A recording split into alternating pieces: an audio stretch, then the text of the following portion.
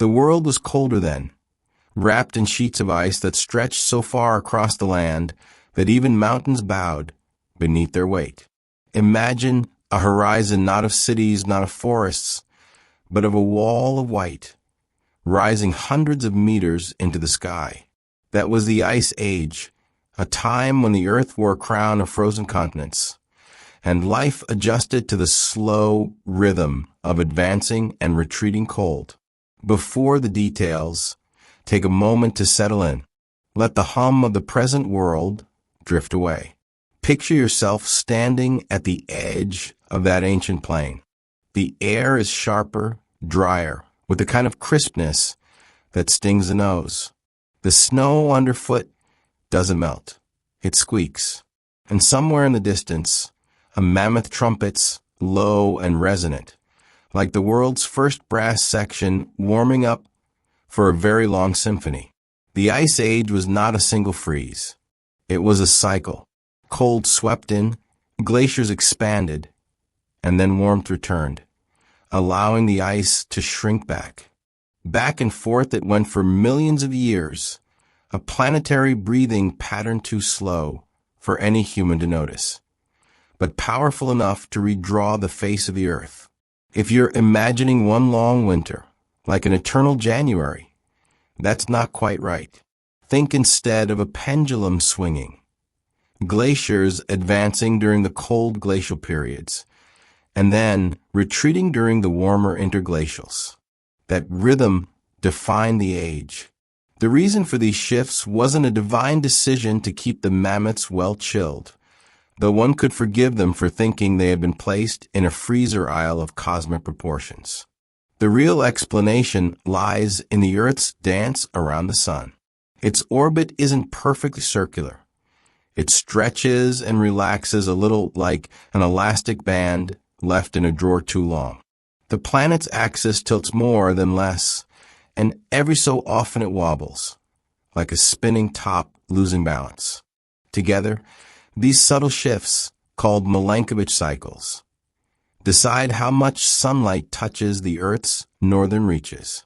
The changes are so small you'd barely notice them if you stood outside with a sundial for 100 years. But across tens of thousands of years, the difference piles up. Summer's cool, just enough that snow from the previous winter lingers. Layer upon layer, year after year, until the snow hardens into ice. Then the ice grows, creeping forward like a patient invader. Standing before one of those glaciers, you'd feel its presence before you saw its motion. They didn't rush. They didn't tumble. They advanced at the speed of continents thinking things over. Yet they carried more power than rivers and storms combined. They ground rock into dust, scoured valleys into U-shapes, and shoved boulders across the land like pebbles. Some of those boulders are still there today, sitting in the middle of flat fields, confusing farmers and impressing geologists. But despite all this ice, the world wasn't barren. Step away from the wall of white, and the landscape opens into plains. Here, herds of woolly mammoths march in slow, steady lines, tusks curving gracefully forward as they dig through the snow for grass. Their coats sway like shaggy carpets caught in the wind. Musk oxen huddle together, a defensive circle of fur and horns, while reindeer click their hooves over frozen ground. And lurking at the edges, with the patience of professional hunters, are saber-toothed cats. Their fangs, curved and gleaming, are a less subtle tool and more kitchen knife you're slightly afraid to touch. They crouch low in the grass, waiting for a mistake. Even farther south, beyond the icy grip, the world is more familiar. Forests still stretch along rivers. Deserts still shimmer under the sun. Life adapts. The equator remains green. Jungles pulse with heat and crocodiles, oblivious to the great age of cold, continue their long and lazy vigil. The Ice Age, contrary to its chilly reputation, was not a planet sealed in frost. It was a world of extremes, where contrasts reigned. Imagine crossing the land bridge of Beringia, where Asia and North America once touched. It was not a narrow strip of rock, but a wide plain of steppe grass, rivers winding through, winds cutting across. Herds moved steadily, predators stalked them, and small groups of humans trudged behind, wrapped in furs. Every breath turned to mist, every step pressed into snow that might outlast the walker. They had no name for their time. They didn't call it the Ice Age. To them, it was simply life, survival. The cold was not history. It was the air in their lungs. And the land beneath their feet was changing, even if they didn't know it. The oceans had dropped by more than 100 meters, their waters locked up in the vast ice sheets. Continents grew. The coastlines stretched farther than they do today. What is now the Bering Strait was then a frozen highway, one that would carry humans and animals into new worlds. Without that bridge, the history of migration might have been written very differently. Yet the Ice Age was not only about grand movements of ice and land. It was also about stillness, about time so stretched out that no single lifetime could notice the change. A mammoth could be born, live its entire life, and die in the shadow of a glacier, never realizing that the glacier itself was moving, inch by inch. To live in that time was to exist in a rhythm beyond human perception. The animals, of course, didn't complain. If you asked a ground sloth what it thought of the Ice Age, it might have responded by blinking very slowly and eating another branch. To them, the age was not an anomaly, it was the world. The mammoth steppe, stretching from Spain across Siberia and into Alaska, was one of the richest grasslands Earth has ever known. It fed giants, predators, and scavengers alike. Grass turned into mammoth, mammoth into saber-tooth, saber-tooth into bones beneath the snow. The cycle spun on, indifferent to comfort, but generous with life for those who could adapt. The glaciers, meanwhile, wrote their own slow script into the land.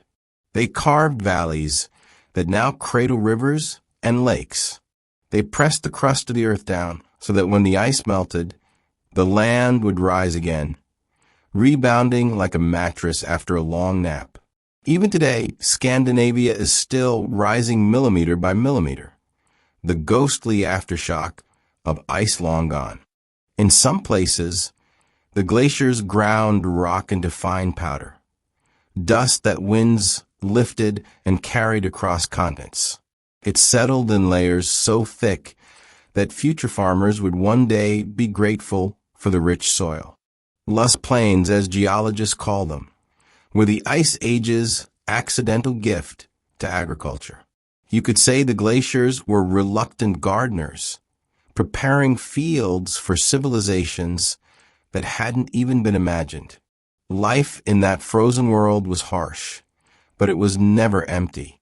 Beneath the snow, rodents tunneled in hidden warrens, their movements carving mazes unseen from above. Foxes padded lightly over drifts, scavenging what they could. Birds like snowy owls patrolled the plains, their yellow eyes sharp against the endless white. Even insects endured, some producing natural antifreeze in their blood. Tiny survivors carrying on the quiet tradition of persistence. Humans, fragile in comparison, learned to play by the same rules. They stitched furs into coats so thick that snow could settle on their shoulders without melting. They built shelters from bone and hide, low against the wind. They struck sparks with flint and pyrite, coaxing fire from the rocks themselves. Around those fires, they carved stories into bone, painted shapes on cave walls, and began to transform the cold from an enemy into a teacher.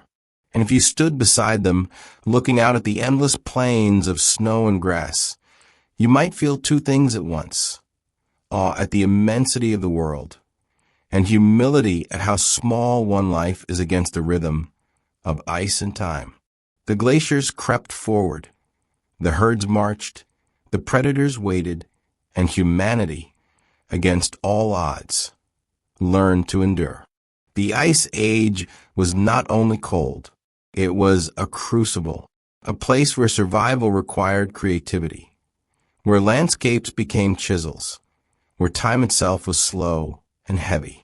To step into that world is to understand that the earth has been many things before it became this one, and that every winter wind still carries a faint echo of that frozen age. The cold never arrived all at once. It didn't sweep in with a dramatic drum roll or a frozen curtain crashing down on the stage of earth. It crept forward quietly, the way frost spreads across a window pane, inch by inch, until suddenly the view outside is unrecognizable. It began with summers that grew a little shorter, a little weaker. Snow that once melted each year lingered longer, until the next snowfall buried it deeper. At first, no one would have noticed, certainly not the animals grazing under pale skies, or the early humans huddled near their fires. A deer does not complain that the season seems off, and the hunter does not mark the till of the earth with a notched stick. But generation by generation, the difference grew. The snow compressed under its own weight, hardened into ice. Layer pressed upon layer, until the land itself was buried. What had once been green and alive grew pale and heavy, suffocated beneath kilometers of frozen water. And once those glaciers began to move, the earth itself felt their presence. Glaciers are not polite guests. They do not sit quietly on the land. They advance like armies, slow but unstoppable. Their edges grind forward, pressing soil, forests, and stone beneath them. Entire mountain ranges were gnawed down to jagged peaks, valleys deepened, and ridges flattened as if the land had been scraped by a giant chisel. The Laurentide ice sheet in North America was one such conqueror. At its height, it blanketed all of Canada and reached down into what is now the northern United States. To stand at its edge would have been to face a wall of ice taller than skyscrapers, cold radiating off it like breath from a sleeping giant. In Europe, the Fennoscandian ice sheet sprawled across Scandinavia and pressed deep into the continent, sculpting the familiar landscapes of today's Norway and Sweden. Even the southern hemisphere wasn't spared. The highlands of South America and New Zealand wore their own icy crowns, a reminder that the Ice Age was truly a global affair. The sheer weight of these ice sheets bent the Earth's crust downward. Imagine the ground itself sagging under the load, like a mattress depressed by a heavy sleeper. And when the glaciers eventually retreated, the land rose again slowly, still rising even now in places like Scandinavia. The earth, it seems, has a long memory and poor posture. But while glaciers reshaped the land, they also transformed the oceans. Water that had once flowed freely across the seas was locked away in ice. Global sea levels dropped by more than 100 meters. Coastlines stretched outward, exposing wide plains where fish had once swum. Entire new lands appeared, silent gifts from the frozen age. And on these lands, life moved forward. Beringia, the land bridge between Asia and North America, became a frozen thoroughfare. It wasn't some narrow causeway. It was an entire landscape hundreds of miles wide, complete with rivers, hills, and grasslands. Mammoths tramped across it, bison grazed, wolves followed, and behind them came small bands of humans. They carried tools of stone and bone. Their footsteps pressed into the snow. Unaware, they were crossing into a new continent. For them it was not migration. It was simply following the herds. If you asked them, they probably would have said, "This way looks promising," and then kept walking. Elsewhere, similar land bridges reshaped the world. In Southeast Asia, The Sunda Shelf connected the islands into a single vast landmass, allowing animals and humans alike to wander where today the sea divides. Britain was not yet an island, but connected to Europe by a broad, fertile plain called Doggerland. Imagine standing there now, surrounded not by ocean waves, but by rivers winding through low hills, forests rising in the distance. A land that exists today only beneath the waves of the North Sea.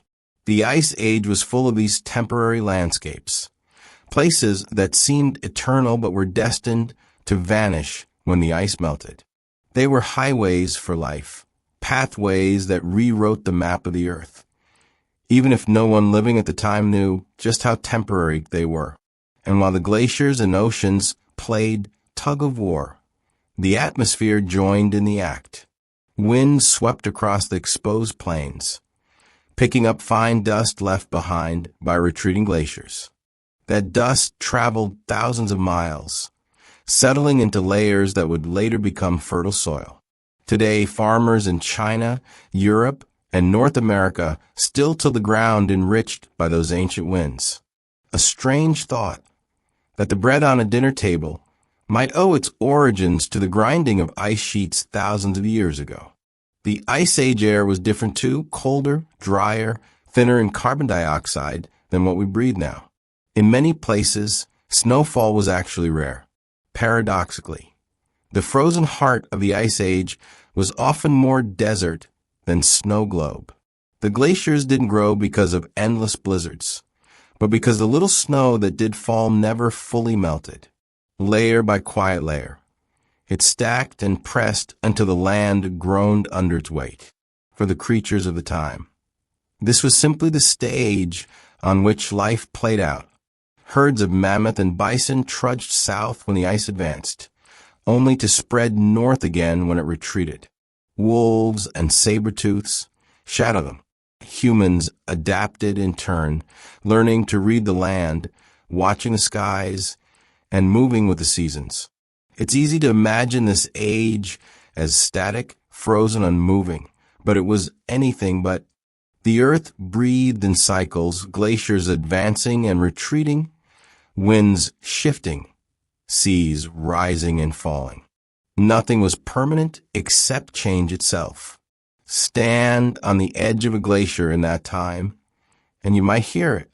Not a roar, not a thunderclap, but a deep groan as the ice crept forward, a crack echoing for miles as a wall of frozen water shifted imperceptibly, the sound of continents being rewritten 1 inch at a time.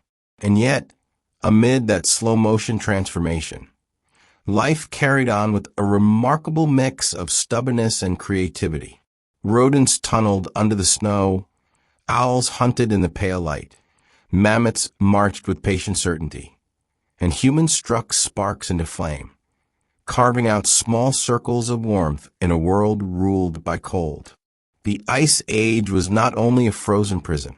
It was a sculptor carving valleys, raising land, and shaping oceans. It was also, in its own slow way, a gardener scattering dust that would one day feed fields of wheat and rice. And it was a test, a long, relentless exam in endurance and ingenuity for every creature that called it home. If the earth then had a motto, it might have been this: adapt or disappear. And somehow, against the odds, life chose to adapt. When the ice ruled the earth, the land was not empty. It was alive, teeming, rumbling, and occasionally trumpeting. This was an age of giants, where survival sometimes meant being big enough to shrug at the cold. The animals of the Ice Age were not timid things.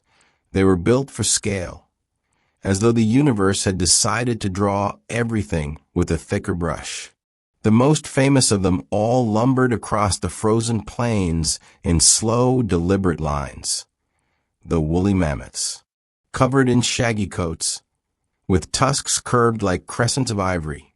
They looked less like elephants and more like distant cousins dressed for a particularly severe winter. Their hair was so long it swayed in the wind, and beneath it lay a dense underlayer of insulating wool that made them nearly impervious to the bitter cold. Scientists have found their remains in Siberian permafrost, their stomachs still filled with half-digested grasses. Proof that even mammoths, for all their grandeur, could never say no to a good snack. Marching beside them at times were their shorter, stockier cousins, the mastodons. Unlike mammoths who thrived on open steppe grasses, mastodons preferred forests, stripping bark from trees with their long trunks and crunching branches like celery sticks. Imagine a creature the size of a bus demolishing a birch tree just because it felt peckish. That was the sound of an ice age afternoon. But mammoths and mastodons were not the only titans. On the great plains of Eurasia roamed the woolly rhinoceros, broad-shouldered, cloaked in dense fur, and armed with a horn long enough to double as a medieval jousting weapon. These animals were formidable. Few predators dared to test their patience, for the results would have been pointy. All around, other herds filled the steppe with movement. Bison, their humps heavy with muscle, and their coats thick enough to resist blizzards. Musk oxen, low and broad, huddling together in defensive circles whenever danger appeared, a kind of group hug strategy that has served them well even to this day. And reindeer, ancestors of the caribou, migrating endlessly across the land, their hooves clattering like percussion instruments in an orchestra of survival. Predators, of course, followed. It was an all-you-can-eat buffet of Ice Age protein, though the menu items were not easily caught. At the top of this frozen food chain prowled the saber-toothed cats. With fangs so long they could pierce thick hides in a single strike, they were ambush specialists. Stocky, powerful, built more for brute force than long chases. They waited in the grass for the perfect moment to pounce. If you ever thought cats were patient hunters, imagine one the size of a lion, equipped with steak knives for teeth and a temper sharpened by hunger. Then came the cave lions, leaner, faster, but nearly twice the weight of today's lions. They hunted in groups, fanning out across the plains with the silent coordination of seasoned professionals. Facing one lion was risky enough. Facing a pack of cave lions was the kind of problem no Ice Age herbivore wanted on its to-do list. Not to be outdone, dire wolves roamed the steppe as well. Larger, heavier, and stronger than modern wolves.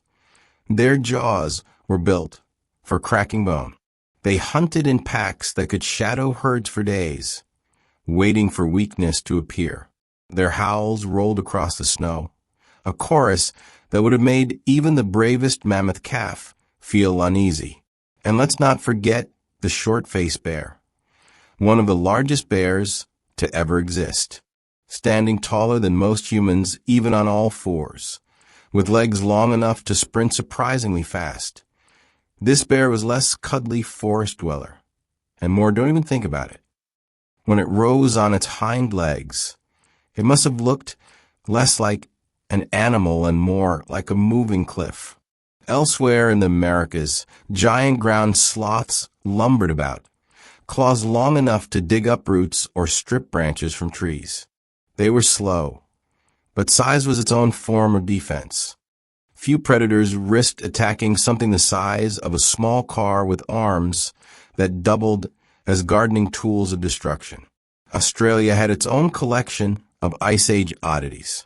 There were giant kangaroos taller than a man, marsupial lions unlike any predator alive today, and enormous flightless birds heavier than ostriches, stomping across the open lands. In rivers and swamps, reptiles lingered, crocodiles and turtles far larger than their modern relatives, unchanged in their patient ambushes. Even the seas were not exempt. Along cold coastlines grazed the Steller's sea cow, a marine giant related to the manatee, so large it made today's dugongs look like bath toys. In deeper waters, sharks continued their eternal patrols, as indifferent to the ice age as they are to everything else. Everywhere on this frozen earth, life leaned into exaggeration. It was as if nature, faced with the challenge of bitter cold and scarce food, responded by supersizing its creatures. Bigger bodies held heat better. Thicker coats blocked the wind, and sharp fangs or horns kept predators in respectful check. But scale alone wasn't enough. Each adaptation was fine-tuned by the pressures of the Ice Age environment. Musk oxen wore coats so insulating that snow could sit on their backs without melting. Mammoths carried blood with special adaptations that kept their limbs warm even in sub-zero winds. Saber-toothed cats had muscular necks built to wield their fangs effectively. Though unsuspects, they might have complained about dental bills if given the chance. Humans looked small in comparison, fragile even. No tusks, no claws, no insulating woolly coats. Yet they had something else, a knack for turning the resources around them into tools of survival. A mammoth could provide meat, hide for clothing, and bones for shelter. A successful hunt meant not just calories, but an entire survival kit, as if the animal came pre-packaged with instructions. Still, standing in that world of giants, humans must have felt profoundly outmatched. A single herd of mammoths could take days to pass. A short-faced bear could make even the bravest hunter reconsider his life choices. And yet, by firelight, by stone tools, and by the stubborn determination to keep moving forward, they endured. To walk through that world would have been to feel small in the grandest sense. The land stretched farther. The skies loomed wider. And the animals that moved across it seemed more myth than flesh.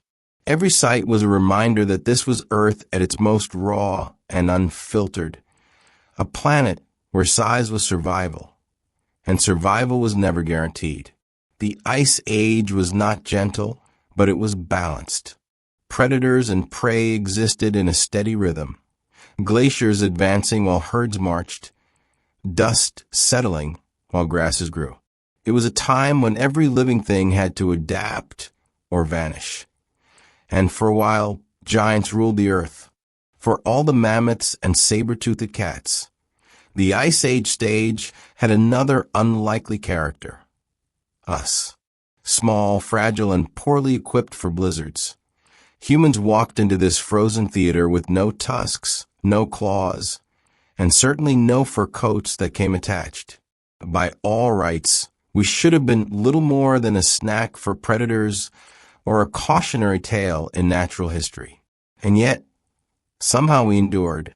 The secret wasn't brute strength. It was fire. That flickering line between warmth and death became humanity's greatest ally.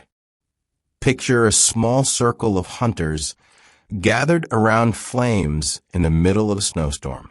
Beyond the light, the wind howls and the cold waits with patient cruelty.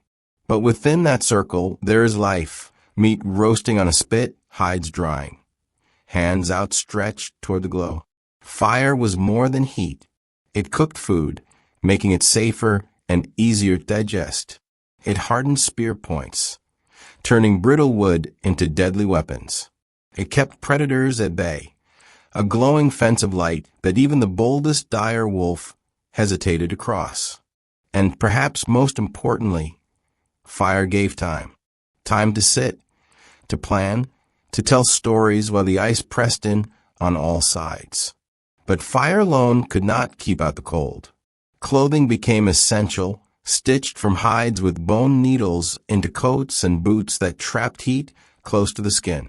Archaeologists have found evidence of garments so well made that snow could land on a hunter's shoulders and never melt, a sign that Ice Age fashion, though not glamorous, was remarkably practical. Somewhere out there was surely a prehistoric tailor, muttering about crooked seams while saving lives with every stitch. Shelter, too, showed human ingenuity. In the treeless plains where wood was scarce, People turned to what the land provided: mammoth bones. Ribs, tusks, and skulls became the frames for huts, draped with hides to keep out the wind. Imagine stepping into one of these bone houses after a day of tracking herds. The cramped interior filled with warmth and smoke, the walls humming faintly with the memory of the animal that once stood there. It was both home and history, held together by ingenuity and necessity. Hunting was a collective effort. No single human could bring down a mammoth or bison alone, but in groups, with coordination and patience, even the largest prey could be toppled.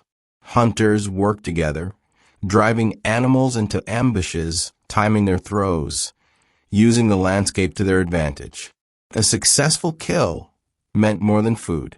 It meant clothing, tools, shelter, and survival for weeks. Failure, on the other hand, meant hunger, stalking the camp until the next chance came. Tools evolved with this pressure. Flint napped into sharp blades, stone flakes fitted onto spears, bone carved into barb points.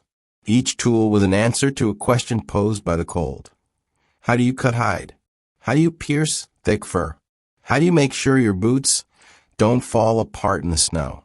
Step by step, strike by strike, humans shaped stone into extensions of their own will. But it wasn't all necessity. Amid the struggle, something unexpected appeared. Art. Deep in caves, far from the wind and snow, people painted the walls with ochre and charcoal. Mammoths, bison, reindeer, and horses took shape in flickering firelight. Some scenes show entire herds in motion, captured with such precision that even today their muscles seem alive. Alongside the animals are handprints, red, black, or white, pressed onto the rock like signatures across time. No one can say for certain why they painted. Perhaps it was ritual, a way to honor the animals they depended on. Perhaps it was teaching, a visual guide for younger hunters. Or perhaps it was simply the urge to create, proof that even in the coldest nights, humans carried within them a spark that no glacier could freeze. Whatever the reason, those painted walls have endured longer than any campfire, whispering across millennia that Ice Age people were more than survivors. They were storytellers. Carvings appeared as well. Small figurines made of bone or ivory, some shaped like animals, others as stylized humans. The so-called Venus figurines, rounded and abstract, suggest reverence for fertility or simply an artist's eye for the human form. Whatever their meaning, they reveal a mind that could see beyond hunger, beyond cold, into the realm of ideas. Life in this frozen age demanded constant vigilance, but it also nurtured memory. Around fires, people spoke of hunts, of dangers, of the shifting land. These stories were lessons disguised as entertainment, survival guides carried in the rhythm of words. In a place where one mistake could mean death, storytelling was not luxury, it was education. And still, despite the harshness, there were moments of quiet tenderness. A child curled against a parent beneath layers of fur. Laughter rising in the dark when sparks from the fire danced higher than expected. The simple comfort of voices blending together while the storm raged outside. For all its dangers, the Ice Age was not only cold, it was also human. We were not alone in that world. Other humans walked the same icy paths. Neanderthals in Europe, Denisovans in Asia. They too built shelters, mastered fire, hunted herds, and endured the cold. For a time, they shared the earth with us, their DNA still echoing faintly in our own. In caves and valleys, groups may have crossed paths, exchanged tools, or even joined together. The boundaries between us were not as sharp as we often imagine. To live, then, was to live in a fragile balance. Food was never guaranteed. Predators circled at the edges of the firelight. The cold pressed in with patient certainty. And yet, humans endured, not by fighting the cold outright, but by bending to it, adapting, shaping their lives around its rhythms. The Ice Age did not break us. It forged us. Every stitch in a fur coat, every spark coaxed into flame, every painting on a cave wall was a step toward becoming not just another animal on the steppe, but something more, creatures capable of shaping their own future. And though the glaciers loomed and the predators prowled, humanity found a way to belong to that world. The Ice Age was not only a test, it was a teacher. And under its long winter lessons, humans began to discover the first outlines of who they could become. The Ice Age was not a world where you could stroll across the plains with carefree confidence. Beyond the biting wind and the endless cold, danger had eyes, sharp, unblinking eyes, hidden in the grass or pacing across the snow. To live, then, was to live with the constant knowledge that you were being watched. The landscape was not only carved by glaciers, it was patrolled by predators. At the top of this fearsome cast prowled the saber-toothed cats. Their long curved fangs had become icons of the age, blades of enamel that seemed too extravagant to be real. And yet they were perfectly suited to their purpose. These cats were built for ambush, not endurance. With stocky bodies, powerful shoulders, and short legs, they could spring with terrifying speed, but not chase for long. Picture a muscle-bound hunter crouched low in the grass, waiting for a bison calf to step just a little too far from its herd.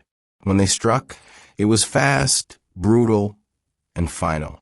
In a world full of large prey, they were specialists in opportunity. Not far behind were the cave lions. Nearly twice the size of modern lions, they were sleek and formidable, built not only for ambush, but for teamwork. They hunted in groups, spreading wide across the steppe like shadows in motion. Imagine standing on a ridge and watching them fan out across the snow, their pale coats blending into the horizon until only their eyes gave them away. To face one was dangerous. To face several at once was a problem most animals did not survive. And then came the dire wolves, heavier and stronger than their modern descendants. Their jaws were built not just to kill, but to crack bone. They hunted in packs, sometimes numbering dozens, their coordination as precise as any human hunting party.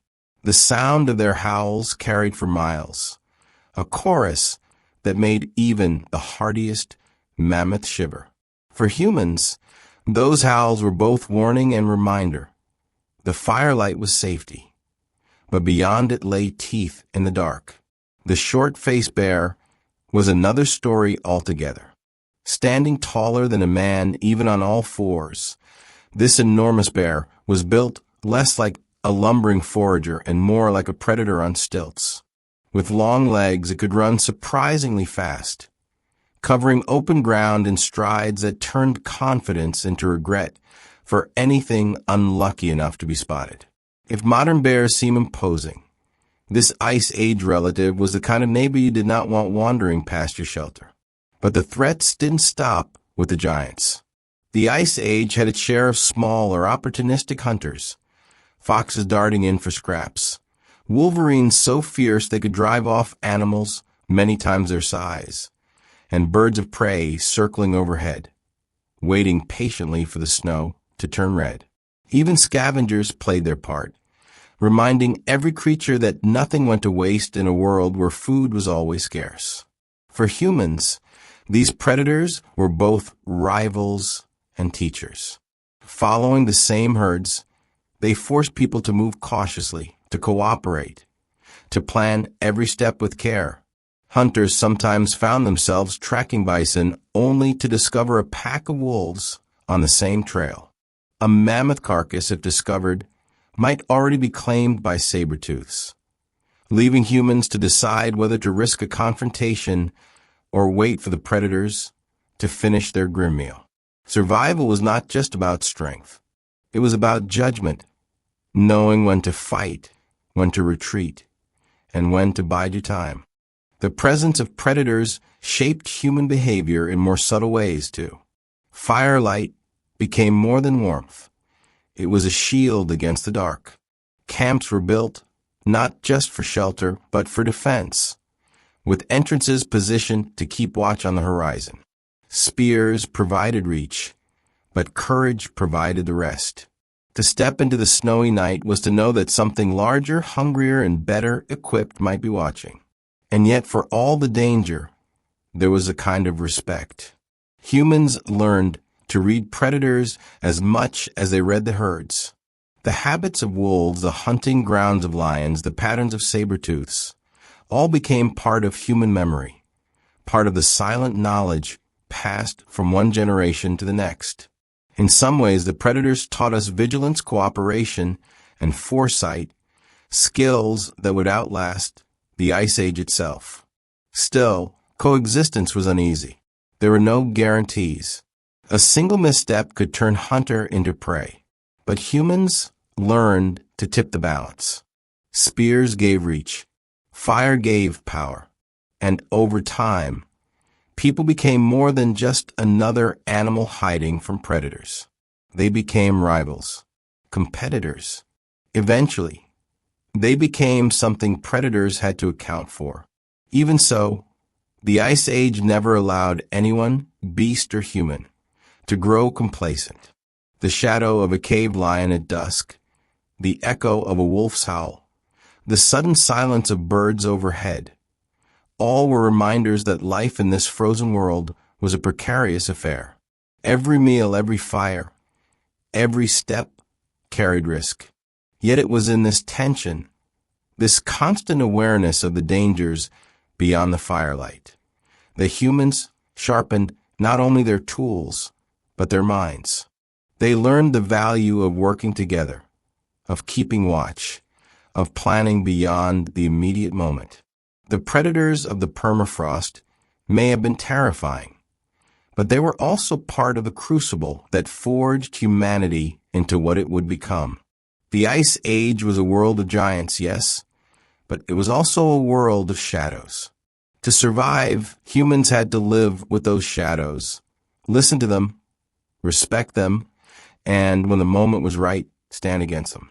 In that balance of fear and defiance, the outlines of humanity's future began to take shape, stretching from Western Europe across Siberia and into North America. There once lay a land unlike anything that exists today, neither dense forest nor frozen tundra. It was something in between, a wind-swept sea of grass and herbs that rolled endlessly toward the horizon. Scientists call it the mammoth steppe, and it was the beating heart of the Ice Age world. To stand on its edge would have been to see an ocean made not of water, but of movement, herds upon herds, shapes in the snow, breathing clouds of steam into the pale air, mammoths trudging with heavy certainty, bison shuffling in broad lines, wild horses kicking frost from the ground. Even the wind seemed to sing with the sound of hooves and the low rumble of animal life. The plants that sustained this great stage were unassuming, short, stubborn grasses and herbs that clung close to the soil.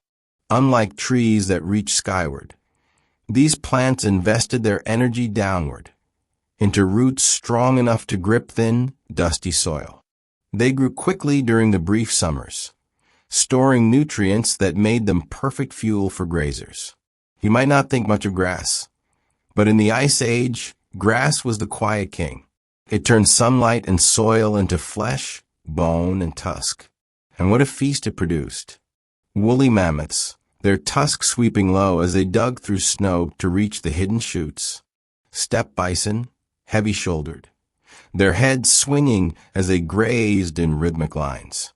Wild horses smaller and sturdier than their modern descendants, galloping in tight herds across the open plains. And there, lumbering among them, the woolly rhinoceros, pushing aside snow with a horn like a plow. It was an animal cast so large and strange that, had it survived into the modern age, it would no doubt have its own nature documentaries narrated in reverent tones. Predators followed close behind. Packs of dire wolves shadowed the herds with endless patience. Cave lions worked the edges, their pale coats almost vanishing against the snow. Saber-toothed cats crouched low, waiting for an unlucky straggler. It was a dance as old as life itself, grazer and hunter, herd and stalker, each shaping the other's existence on this vast plain. But it wasn't only the giants who thrived here. Beneath the snow, rodents dug burrows, carving hidden highways through the soil. Lemmings, voles, and ground squirrels lived their entire lives in miniature tunnels, their small hearts beating just as urgently as the mammoths above. These little creatures formed the base of the food chain, sustaining owls, foxes, and weasels. Even in the harshest cold, the hidden world of the steppe kept the larger one alive. Birds, too, adapted. The snowy owl patrolled year-round, its white feathers blending into the endless pale. Ravens circled overhead, clever opportunists ready to scavenge from any carcass left behind by lions or wolves. Vultures drifted across the horizon, silent reminders that nothing in this world went unused for long. For humans, the mammoth steppe was both challenge and opportunity. Its openness made hunting dangerous. There was nowhere to hide, nowhere to surprise a herd. But its abundance was irresistible. Here were the animals that could sustain families for weeks. Here was the land where survival, though difficult, was possible. Early hunters learned the rhythms of the plains, following herds as they migrated, crafting strategies to use the very vastness of the land against their prey. In camps on the steppe's edge, humans painted these animals on cave walls, etched their shapes into bone, and stitched their hides into clothing. Each hunt was not only survival but memory, each carcass a reminder that life here was always borrowed, never guaranteed. What made the mammoth steppe extraordinary was its stability. For tens of thousands of years, it remained a continuous ecosystem, sprawling across continents. Even as glaciers advanced and retreated, the grass returned each summer, stubbornly reclaiming the soil. This resilience allowed life to flourish in abundance, making it one of the most productive ecosystems Earth has ever known. And yet it was fragile. The mammoth steppe depended on cold, on the dry winds that swept across the land, on the low carbon dioxide levels that favored grasses over trees. When the ice retreated and forests crept northward, the balance faltered. The grasses shrank, the herds dwindled, and the great plain of giants began to vanish. Today, only fragments remain in the Arctic tundra, echoes of a world that once fed mammoths by the millions. Still, its memory endures. In frozen carcasses pulled from Siberia, their stomachs filled with ice-age grass. In the bones scattered across river valleys once carved by meltwater. And in the DNA of animals and humans alike, all shaped by life on the steppe. Imagine standing there now, the horizon open, the wind sharp, the air filled with the sound of hooves and distant howls, the ground trembling with the passage of a herd so large it takes hours to pass. Above, a sky muted by dust and winter sun. This was the mammoth steppe, an empire of grass, bone, and resilience.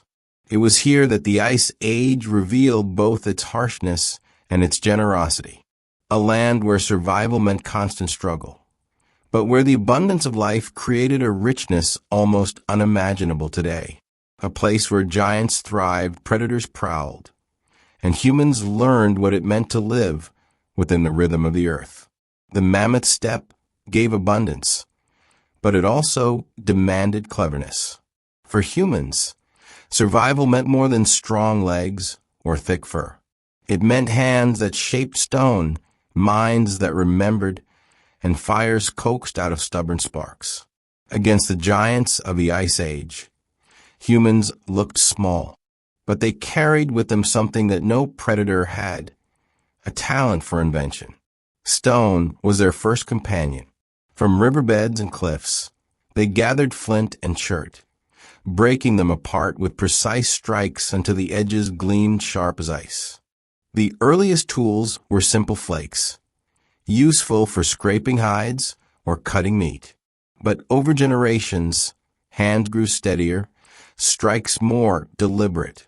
Long, narrow blades were shaped, hafted onto spears, and turned into weapons that could bring down a mammoth. Bone and antler, too, became tools, carved into barbed points, needles, and hooks. A hunter could step into the snow, carrying nothing but a spear and the quiet confidence that, with enough patience, survival was possible. These were not just tools. They were evidence of imagination, the ability to see not only what a stone was, but what it could become. A flake of flint was more than a rock. It was a knife, a scraper, a future meal waiting to be carved from hide and bone. With every strike of stone against stone, humans shaped more than tools. They shaped possibilities. Fire changed everything. Once an accident stolen from lightning, it became something humans could summon at will. Flint struck against pyrite sent sparks in dry tinder, which, coaxed with careful breaths, blossomed into flame. No longer did they depend on chance. Fire was theirs to make, theirs to keep. Around it, families gathered, sheltered from the cold. Its glow-hardened wooden spear tips smoked hides into preservation and cast long shadows on cave walls where children fell asleep to the crackle of safety. But fire was not only practical. It gave humans time. In the flicker of light, while the wind howled outside, they spoke, remembered, and taught. Knowledge passed not in books or tablets, but in voices, stories, and the steady rhythm of repetition.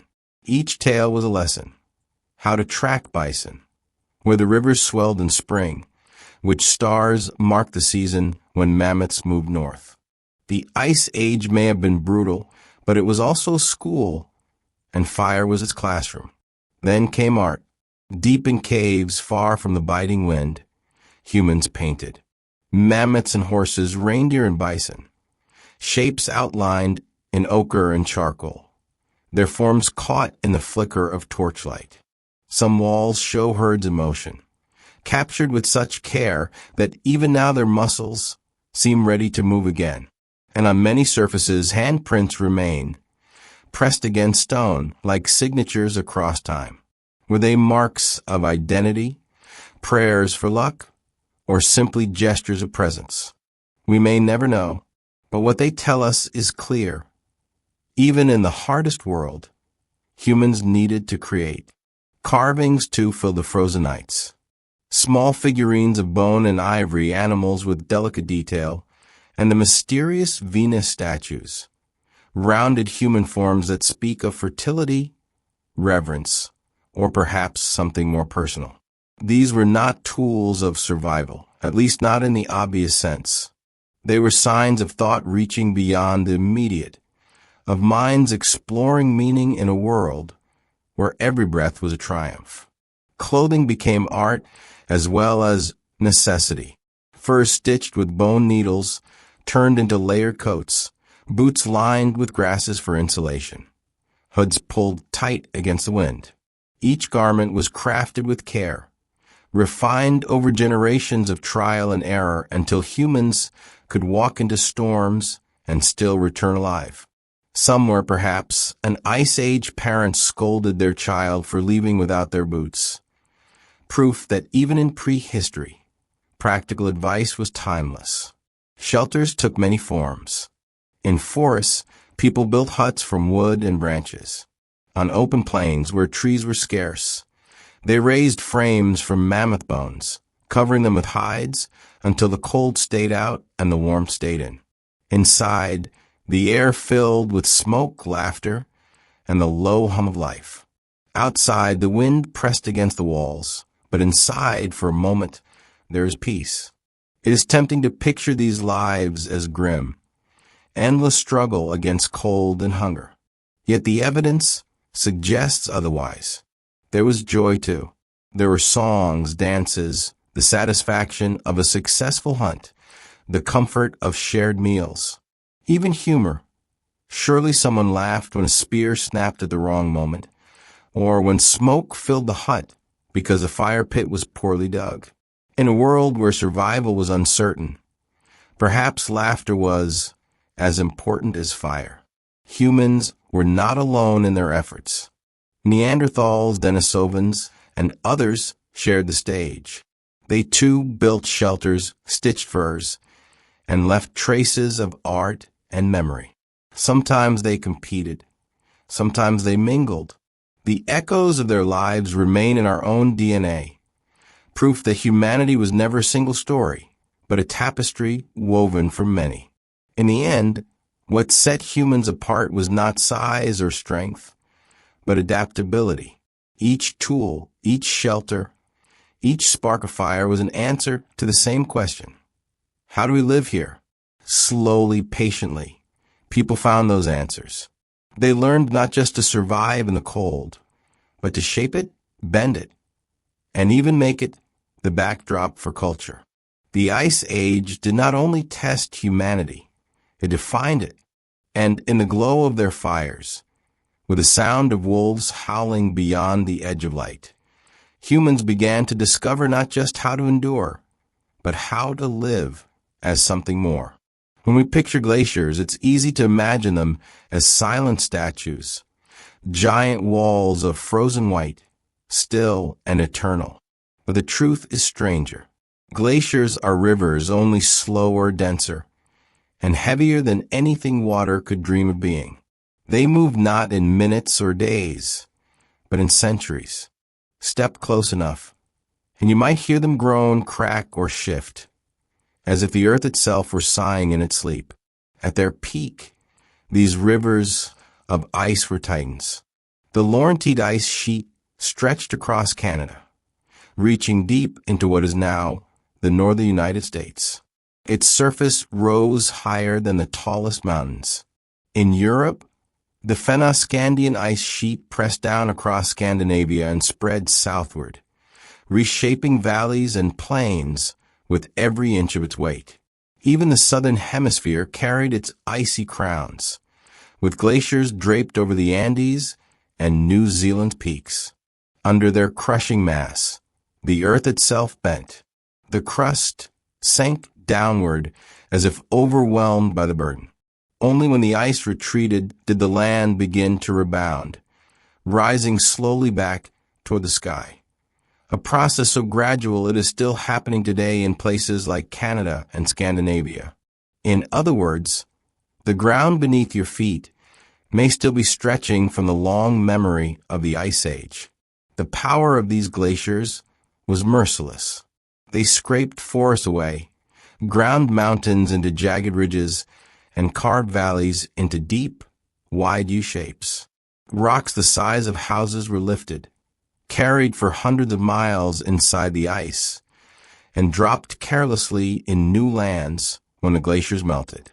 Today, these erratics, as scientists call them, sit in quiet fields looking comically out of place, like furniture left behind after a cosmic game of moving house. The marks of glaciers are everywhere. In North America, the Great Lakes sit in basins gouged out by the Laurentides' retreat. Across Europe, valleys once filled with grinding ice now cradle rivers and farmland. Even the winding courses of many modern rivers were first drawn by torrents of meltwater released when glaciers decided to shift or break. The very maps we use are, in many ways, sketches left behind by ice.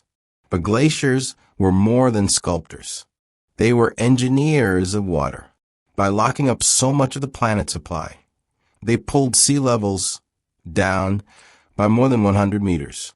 Coastlines stretched outward, exposing new lands. Asia and North America were linked by the vast plain of Beringia. Britain was connected to continental Europe by what we now call Doggerland. Australia, New Guinea, and Tasmania merged into a single landmass. The world was not the same shape it is today. The ice had drawn new borders, and life followed them. And yet, these rivers of ice were not always patient. Sometimes they collapsed in fury. Meltwater pooled beneath their weight.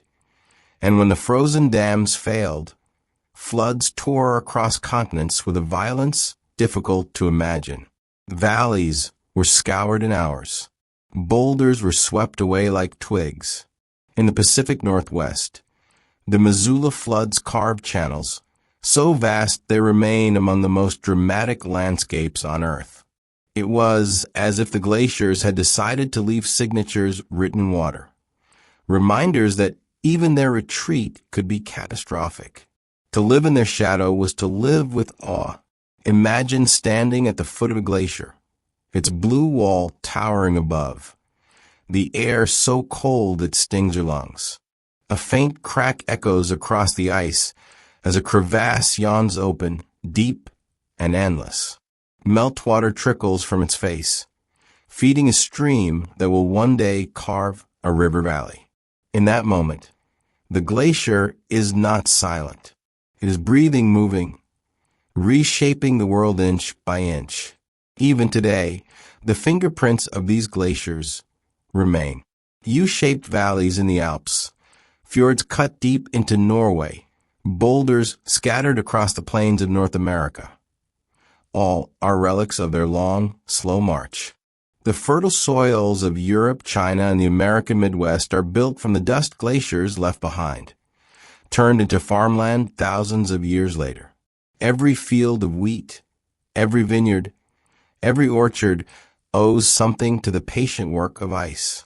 It's strange to think that something so slow could be so powerful.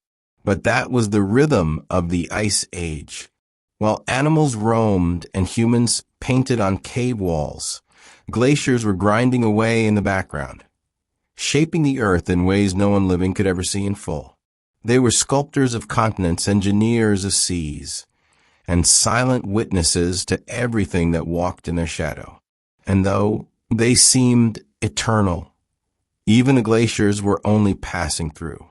Their advance and retreat was part of a rhythm older than memory, a slow tide of ice that would rise, fall, and rise again.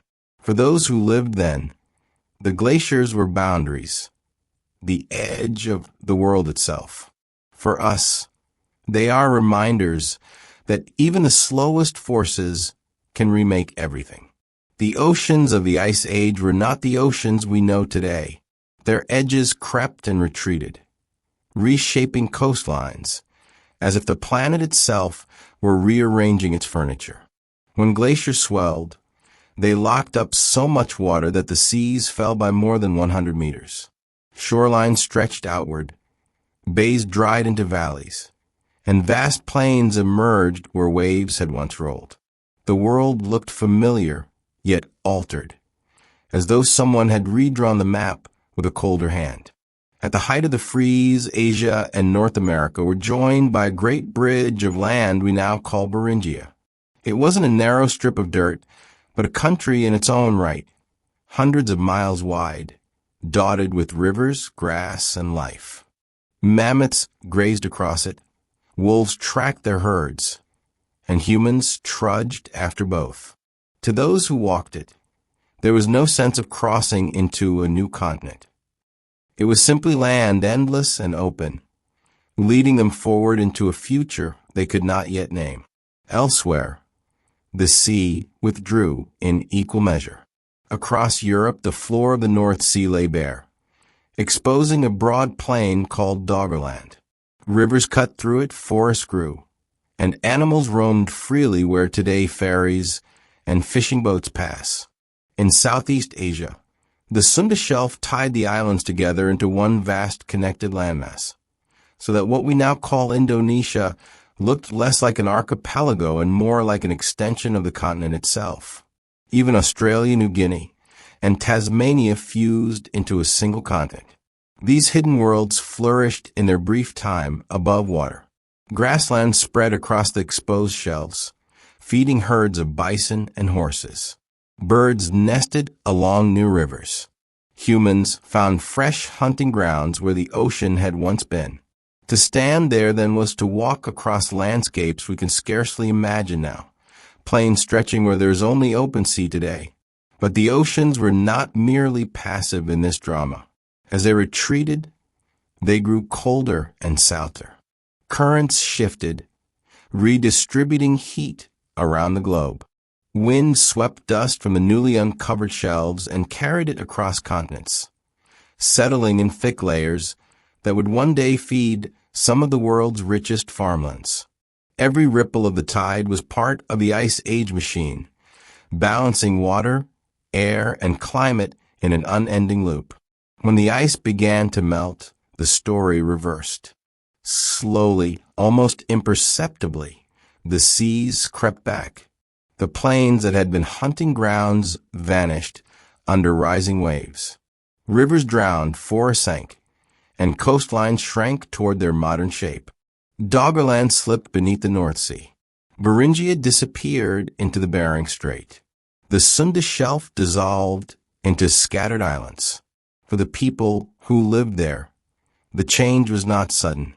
A child might grow up walking paths their grandparents had once hunted, never realizing that each season the ocean had edged a little closer. Only in the long memory of generations did the loss reveal itself. Imagine walking through Doggerland in its last days. The ground is firm beneath your feet, but in the distance, the horizon has shifted. A familiar meadow now lies half submerged, reeds rising where there was once dry grass. Birds circle above the shallows, feeding on fish that swim where deer once grazed. And year after year, the water rises, patient and unstoppable. To those who lived there, it must have felt as though the sea itself were reclaiming what had always been its own. For humans, these shifting coastlines were both crisis and opportunity. Old hunting grounds vanished, but new fishing grounds appeared. Estuaries teemed with life. Shellfish gathered in tidal pools, offering reliable meals to those who learned to harvest them. The changing seas demanded adaptation, and humans proved, once again, remarkably good at it. Today, the memory of these vanished lands lies hidden beneath waves. Sonar maps trace the drowned river valleys of Doggerland. Divers recover tools, bones, and artifacts from seabeds that were once home to families. In these ghostly landscapes, we catch a glimpse of worlds erased not by war or fire, but by the quiet persistence of melting ice and rising seas. The oceans of the Ice Age remind us that nothing on this planet is fixed. Coastlines are temporary, continents negotiable. To walk along a beach now is to stand at a border that, given enough time, will always shift.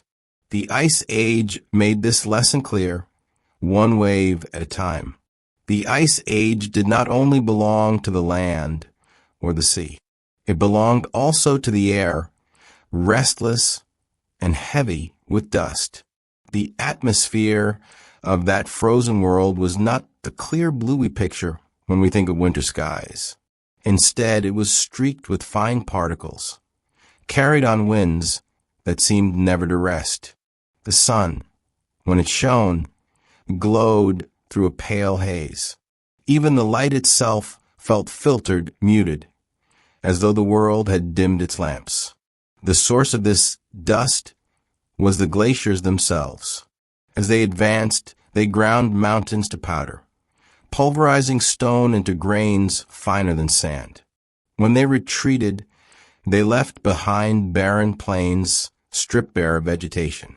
Wind swept across these open spaces, lifting the loosened particles and carrying them for thousands of miles.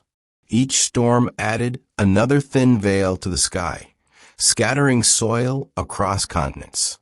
In some places, the dust settled into layers so thick they became landscapes of their own. Scientists call them lush deposits, blankets of fine, fertile soil laid grain by grain. In China, these layers tower hundreds of feet high, silent witnesses to the storms of the past. In Europe and North America, the same deposits would one day nurture crops, turning Ice Age dust into the foundation of modern farmlands. It is one of history's quiet ironies. The same storms that once stripped the land bare also prepared the ground for future abundance. The winds that carried this dust were not gentle breezes. They were born from extremes. The sharp difference between the frozen north and the slightly warmer south. Cold air plunged downward, hot air pushed upward, and in between the balance, broke into gales. Snow was driven into hard-packed sheets, reshaped into drifts that swallowed hills. Dust rose in great veils, painting the horizon in pale gray. The Ice Age was a world of motion, even when it seemed still. Life adapted to these restless skies. Herds of bison and mammoth learned to follow the winds, seeking out patches where snow had been swept away to reveal the grass beneath. Predators watched the same patterns, waiting where prey would inevitably gather. Even humans paid attention. The direction of the wind could mean the difference between a successful hunt and a wasted chase. It could fill their lungs with dust or clear the air for miles. In a landscape without clocks or maps, the sky became its own kind of guide. Volcanoes sometimes joined the chorus, adding ash to the already crowded air. When eruptions tore open the earth, their plumes circled the globe, dimming sunlight for years at a time. In the frozen archives of ice cores, traces of these eruptions still rest. Tiny shards of volcanic glass preserved beside bubbles of ancient air. To the people living then, the skies must have seemed even more fickle, the light growing faint without warning, the cold deepening suddenly, as though the world had drawn its breath and forgotten to let it out. And yet in all this severity there was paradox. The very dust that dulled the sky also fed the land, blown far from its origin. It carried minerals that nourished grasses on the steppe. Without it, the mammoth herds may not have thrived in such numbers. Without the herds, predators would have starved. Without both, humans would have found the Ice Age a much leaner, harsher world. The storms, destructive as they seemed, were also part of a balance that sustained life. Imagine standing on one of those plains during a windstorm. The horizon disappears behind a veil of dust, the air filled with the hiss of particles skimming across frozen ground. Your eyes water, your breath feels heavy, but through the haze you see movement, a herd pressing forward, heads low against the gale, tusks glinting faintly. Overhead, a raven tilts its wings, riding the turbulence with casual ease. The world is fierce, but it is alive, shaped by forces too vast to escape. The Ice Age atmosphere was not just background scenery. It was a character in its own right, restless, moody, sometimes cruel, and yet oddly generous. It carried dust that turned into soil, snow that became rivers, and winds that sculpted the land as surely as glaciers did. Even now, when farmers in China plow their yellow lush fields, or when winds sweep dust across the American Midwest, they are living with echoes of that ancient sky. To look upward in the Ice Age was to be reminded that survival was never confined to the ground. The air itself was part of the struggle and part of the gift. If the glaciers were the sculptors of the Ice Age, then the mammoth steppe was its stage, a boundless expanse where life, large and small, performed its ancient play. From Western Europe across Siberia and into North America, This ecosystem stretched, almost without interruption, a cold, dry grassland unlike anything alive today. Neither forest nor tundra. It was a world of its own, an empire built on grass. To walk across it was to feel swallowed by scale. The horizon was vast, the land open and unbroken. Winds rushed unhindered, carrying dust, carrying sound, carrying the low thunder of hooves. Herds of animals roamed as far as the eye could see, their trails carving faint lines across the snow. And everywhere, beneath the surface calm, life was busy, fierce, and relentless. The true rulers here were the grazers. Woolly mammoths marched in great lines, their tusks swinging like scythes as they scraped snow aside to uncover buried shoots. Bison moved in dense herds, shaggy and stoic, their broad shoulders breaking through drifts. Wild horses galloped in quick bursts, smaller and tougher than their modern cousins, their hooves ringing like drums against frozen ground. And then there were the woolly rhinoceroses, heavy and broad, their horns curved like natural plows, part bulldozer, part fortress. The plants that sustained them seemed humble, short, scrappy grasses, dwarf willows, and hardy herbs. Yet these low plants were marvels of endurance. They stayed close to the ground, holding warmth where the wind could not strip away.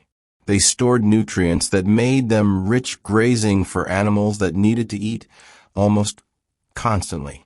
In their stubbornness lay the secret of abundance. The mammoth steppe was not lush in the way of a rainforest, but it was steady, reliable, and astonishingly productive. Where grazers gathered, predators followed. Dire wolves padded along the edges of herds, their heavier jaws and stronger builds making them formidable even against large prey. Cave lions, larger than any lion alive today, worked in coordinated groups, stalking with silent precision. And the saber-toothed cats crouched low, built not for pursuit but for ambush, their long curved fangs gleaming like ivory daggers in the pale light. Above, vultures and ravens circled, their patience rewarded whenever predator met prey. On the ground, Arctic foxes darted quickly, stealing scraps, scavenging where they could. Even the wolverine, fierce and small, carved a place for itself in this world of giants, chasing scavengers away from kills and defending carcasses with reckless determination. And below it all, in the soil beneath the snow, another world pulsed. Lemmings and voles dug tunnels, weaving hidden highways that stretched for miles. These tiny animals were the bread and butter of the steppe's food chain, sustaining owls, foxes, and other predators. Without their endless scurrying, the giants above might have had nothing to hunt when the big herds shifted away. The mammoth steppe was not only grand, it was layered, a world of giants and shadows, of herds and burrows, each depending on the other. Humans, arriving late, stepped carefully into this system. For them, the steppe was both promise and peril. Its openness made ambushes difficult. Yet the rewards of hunting here were too great to ignore. A single mammoth could feed dozens, clothe them, and even provide bones for building shelters. But such hunts were dangerous, requiring planning, cooperation, and more courage than might seem sensible. It was not uncommon that hunters became the hunted, caught between prey that fought back and predators that stalked the same trails. Still, humans learned quickly. They studied the herds, followed migration routes, and devised strategies. Some hunts involved driving animals toward cliffs or into narrow valleys. Others relied on patience, waiting for stragglers or for the snow and wind to weaken a herd. Fire, too, was a weapon, its smoke driving animals into traps or ambushes. In this frozen empire of grass, humans proved that brains could balance the scales against tusks and teeth. And yet, even in such harshness, there was balance. The mammoth steppe was not chaotic. It was stable, resilient, and enduring. For thousands upon thousands of years, it provided enough grass for grazers for predators, enough scavenged remains for the smallest creatures to survive. It was a vast cycle, each part feeding the next, all woven together by the quiet persistence of grass. Imagine standing in the middle of it, the wind in your face, the snow crunching underfoot. Mammoths trudge past in deliberate rhythm, their breath rising in mist. Bison rumble nearby, shaking frost from their coats. A shadow moves at the horizon, a lion, low and patient. Overhead, a raven circles, waiting for the inevitable outcome. The steppe is alive, humming with presence, its silence broken only by the chorus of hooves, wings, and distant howls. But even this empire was not eternal. Its balance depended on the cold. As the world warmed and forests crept north, the grasslands shrank. The herds that had once darkened, the horizon dwindled. Predators followed them into memory. The mammoth steppe, once the greatest grassland Earth had ever known, began to vanish, leaving only frozen bones and scattered fossils as reminders. Yet for as long as it lasted, it was extraordinary. A stage so vast and rich that it allowed giants to thrive and humans to learn survival on a scale that would shape everything to come. The mammoth steppe was more than a place. It was a lesson in resilience, a reminder that even in the coldest times, life finds ways not only to endure but to flourish, building empires out of nothing more than grass, dust, and time. For most creatures of the Ice Age, survival depended on fur, fat, or fawn. But for humans, survival began with ingenuity. They had no tusks to dig through snow, no thick pelts to block the wind, no claws to fend off predators. What they did have were restless minds, hands skilled at shaping, and the stubborn refusal to accept that the cold would win. The first defense was shelter. In forested lands, huts of wood and branches rose low against the wind. But out on the treeless plains, people turned to the bones of giants. Ribs of mammoths arched into frames, tusks propped into entrances, skulls stacked to weigh down hides. Draped in furs, these bone huts were not grand, but they kept out the bite of the wind and the drift of snow. Step inside, and the world softened, smoke curling upward, warmth pooling around a central fire, the sound of laughter muffled by walls of hide. From the outside, they might have looked like heaps of bones and scraps. From the inside, they were survival itself. Fire was the true border between life and death. At first, humans kept alive, carrying embers between camps like treasures. But over time, they learned to make it at will.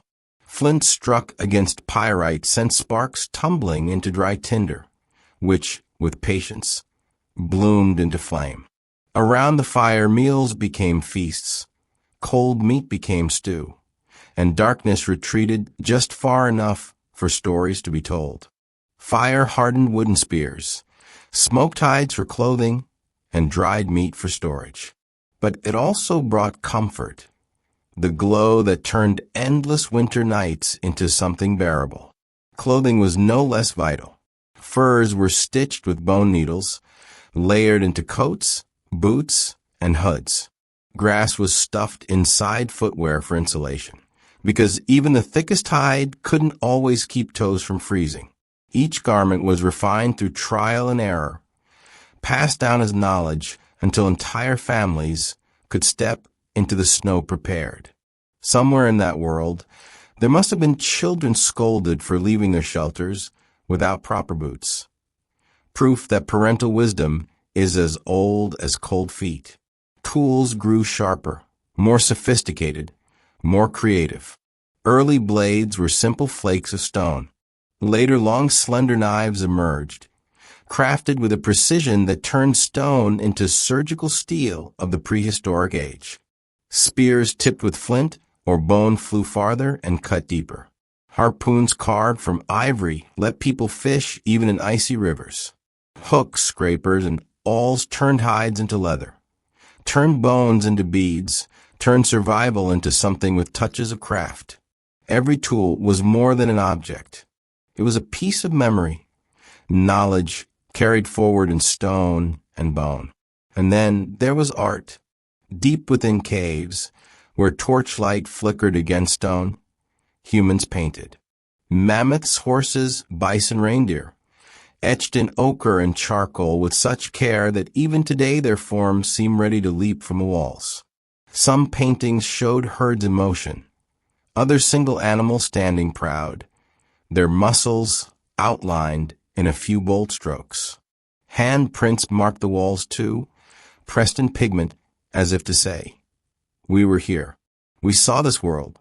Remember us." Carvings appeared as well. Animals' abstract patterns and the mysterious Venus figurines, rounded forms of the human body carved from ivory or stone. Their meaning remains debated. Symbols of fertility, guardians of families, or simple expressions of creativity. Whatever their purpose, they reveal something extraordinary. In a world where survival demanded constant effort, humans still found time to create. They sought meaning beyond the next hunt, beyond the next fire. And there were stories. Around the fire, voices rose against the howl of the wind. Tales of hunts, warnings of danger, lessons for children, and dreams of spirits that roamed the ice. Perhaps some were funny, too. The kind of stories that made people laugh despite frostbitten fingers and endless nights.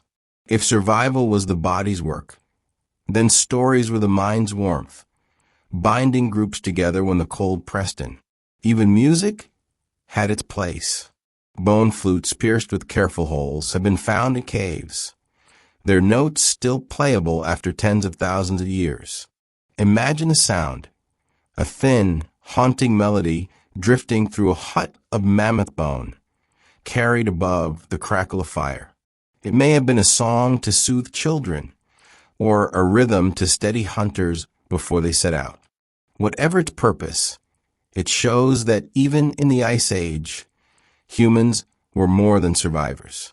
They were dreamers, makers, and musicians of the snow. Side by side with survival came connection. Neanderthals and Homo sapiens shared some of these frozen lands, and evidence suggests they met, mingled, and sometimes lived together. The traces of their bonds remain in our DNA, whispers of encounters beneath pale Ice Age skies. The cold may have separated species from the weak, but it also brought them together in ways that still echo in our blood. To picture life, then, is not to see misery, but resilience. A fire burning in the center of a hut. Hunters sharpening flint blades with focused patience. Children chasing one another in the snow, wrapped in oversized hides. Stories painted on walls. Songs floating into the dark. The world outside was unforgiving, but inside those circles of firelight, humans were already becoming something new. The Ice Age did not only forge endurance, it forged culture. And in the glow of those ancient fires, humans began to do more than endure. They began to imagine, and imagination would prove to be the sharpest tool of all. On the mammoth steppe, danger did not only come from the cold. It moved on silent paws, watched from tall grass, and howled across the empty plains. To survive the Ice Age was to live under constant awareness that something sharper, faster, and hungrier might be just beyond sight.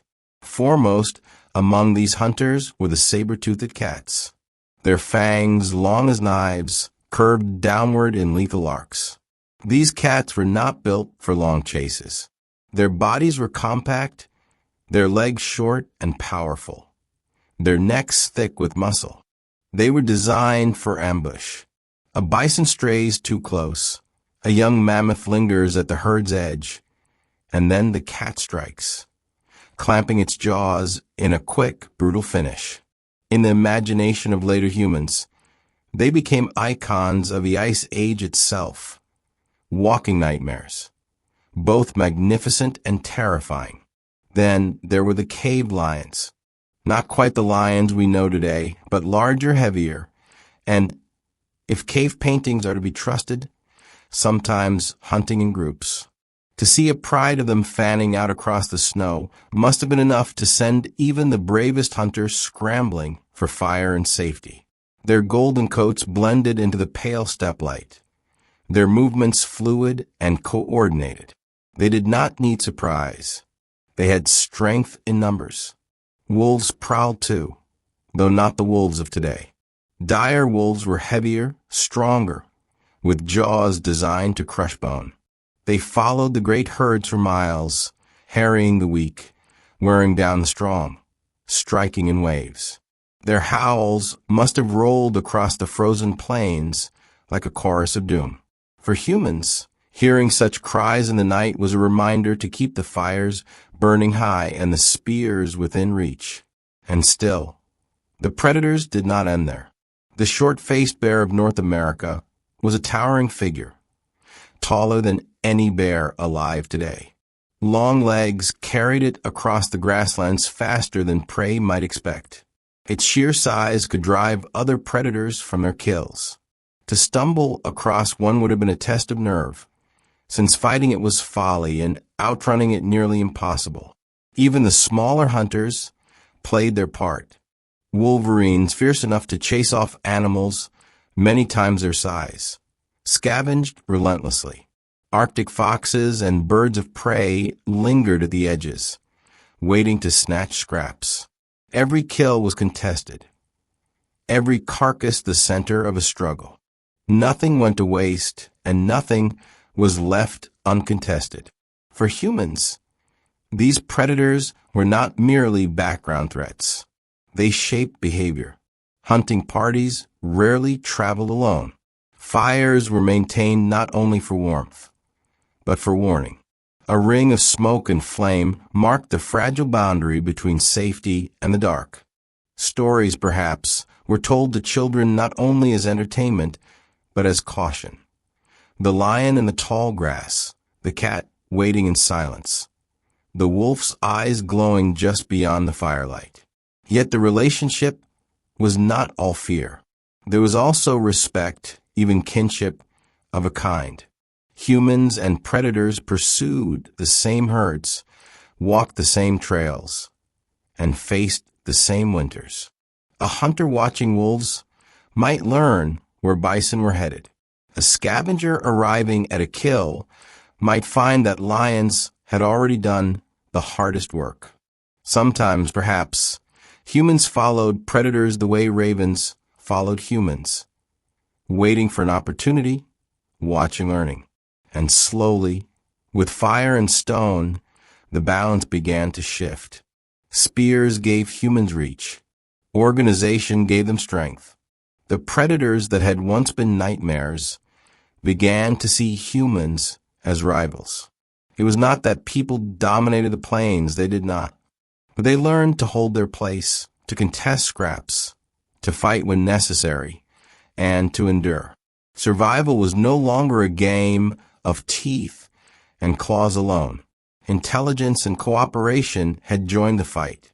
Imagine standing at the edge of camp, the firelight flickering against bone huts. Beyond the glow, a pair of eyes glints in the darkness. A wolf waits, not bold enough to approach, not cautious enough to leave. The silence stretches, the snow crunches underfoot, and for a moment you realize that the line between hunter and hunted is as thin as the flames before you. This was the rhythm of the Ice Age, a truce written in caution, a constant reminder that the steppe belonged to no single species. Predators were not villains. They were part of the fabric, woven into the cycle that sustained the plains. They kept herds moving, kept populations in check, and ensured that nothing of the dead went unused. For humans, they were teachers as much as threats. They taught vigilance, cooperation, and respect for forces greater than oneself. And so in the long nights beneath pale skies, humans endured in the company of lions, wolves, and saber-tooths. They feared them, fought them, and learned from them. In those shadows, humanity sharpened not only its spears, but its sense of what it meant to survive. The Ice Age was not only cold, it was colossal. Everywhere you turned, there was something bigger, stranger, or tougher than the animals we know today. It was as if the earth, facing endless winter, decided that size itself might be the ultimate survival strategy. The woolly mammoths came first to mind, their shaggy coats swaying as they marched across the frozen steppe. Tusks curled forward in arcs that could sweep away snow or fend off predators. In their herds, dozens moved together, their heavy footsteps pressing deep tracks into the earth. Each herd was like a moving fortress, a wall of fur and ivory drifting steadily across the horizon. But they were not alone. The woolly rhinoceroses, broad and armored in their own way, lumbered through the plains. Their horns jutted forward like natural spears, clearing snowdrifts or keeping predators at bay. To see one up close was to glimpse a tank made of muscle and hide, as much a piece of the Ice Age landscape as the glaciers themselves. In the forests farther south, mastodons wandered among trees, stripping bark and branches with the curl of their trunks. Stockier than mammoths, they lived in a world of wood and shadow, pulling down entire saplings to feed their bulk. They were the quiet giants, less famous than their woolly cousins, but no less impressive in their stature. And then there were the ground sloths of the Americas, creatures so slow-moving and massive they seemed almost unreal. Standing as tall as a small house on their hind legs, they used enormous claws not for hunting, but for tearing down branches and digging up roots. To encounter one must have felt like stumbling into a living riddle, an animal both gentle and dangerous, ponderous yet powerful, designed for a world that rewarded patience. Predators, too, reached sizes that make today's hunters look modest. The short-faced bear of North America was one of the largest terrestrial carnivores to ever exist. With legs built for speed and a body towering over any modern bear, it was both a scavenger and a threat in its own right. Few would have dared challenge it for a meal, and yet it prowled the same landscapes as humans' mammoths and dire wolves, a reminder that danger came in forms both fast and immense. Even the oceans were filled with wonders. Sea levels were lower, but marine life thrived in strange abundance. The stellar sea cow, a relative of modern manatees, grazed on kelp forests. Growing up to 10 meters long, these gentle giants drifted along coastlines, feeding quietly until humans eventually discovered their bulk was both easy to hunt and impossible to replace. Sharks still haunted the deeper waters, their shadows reminding coastal dwellers that the sea carried teeth of its own. Australia, far from the mammoth steppe, hosted its own lineup of marvels. Giant kangaroos bounded across open country, twice the size of modern ones. Marsupial lions, predators with retractable claws, prowled the forests. Enormous flightless birds stalked the grasslands, their heavy beaks capable of crushing bone. Even crocodiles grew larger, relics of an ancient world that had refused to bow to time. The Ice Age planet must have felt like a gallery of exaggerated life, every creature built at a scale that made humans seem small. To walk among them was to live with constant awe and constant humility. Imagine standing on a ridge above the plains. Mammoths move below like ships across a sea of grass. Bison stretch in herds that seem endless. And somewhere in the distance, a sloth as tall as a house lumbers slowly through a stand of trees. Overhead, vultures trace patient spirals, waiting for the next moment when strength and hunger collide. For early humans, these giants were both salvation and challenge. A mammoth could provide enough food, clothing, and building material for an entire group. But to bring one down required strategy, courage, and the risk of becoming prey themselves. Hunting a rhinoceros was a gamble. Hunting a ground sloth a slow pursuit that could turn dangerous if those claws struck. Each encounter was a mixture of reverence, necessity, and danger. And yet, in their presence, humans learned. They learned to cooperate more deeply, to plan, to share risk and reward. Giants forced ingenuity, and in that pressure, humanity grew sharper.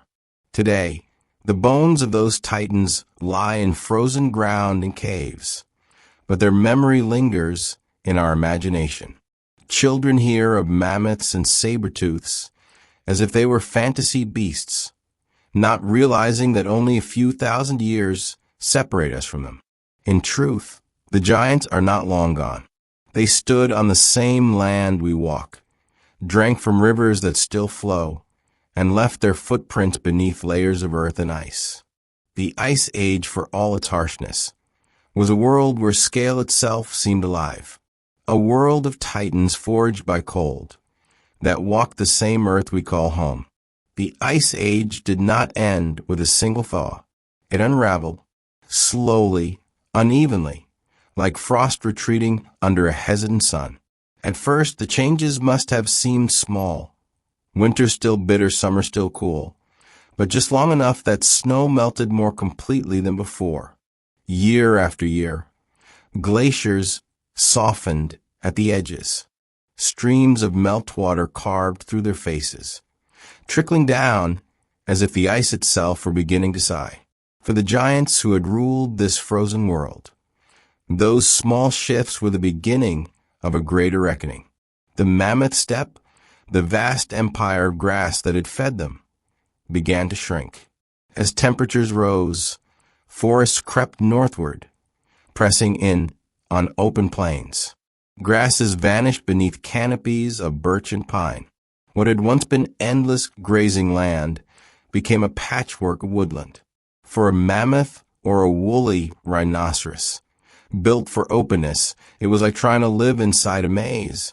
Their tusks could move snow but not trees. Their stomachs could process grasses, but not dense leaves. Herds dwindled. Migration paths broke apart. The predators that had shadowed them, dire wolves, saber-toothed cats, cave lions, found their prey scarcer each season. Balance frayed, the old cycle of abundance thinning to silence. And then came the humans. For millennia, people had lived alongside these giants, sometimes in awe, sometimes in competition, always in dependence. A single mammoth hunt could feed a group for weeks, clothe them, even give them bones for shelter.